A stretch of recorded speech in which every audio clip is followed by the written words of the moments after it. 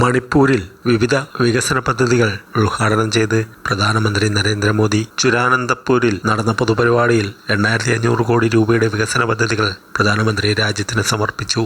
പരമ്പരാഗത നൃത്തം ചെയ്താണ് മണിപ്പൂർ ജനത പ്രധാനമന്ത്രിയെ സ്വീകരിച്ചത്. പ്രത്യേകതരം തലപ്പാവും കുട്ടികൾ വരച്ച ചിത്രവും പ്രധാനമന്ത്രിക്ക് സമ്മാനിച്ചു. വനവാസി സമൂഹത്തിന്റെ വികസനത്തിനായി 7300 കോടി രൂപയുടെ പദ്ധതികൾക്ക് അദ്ദേഹം തുടക്കം കുറിച്ചു.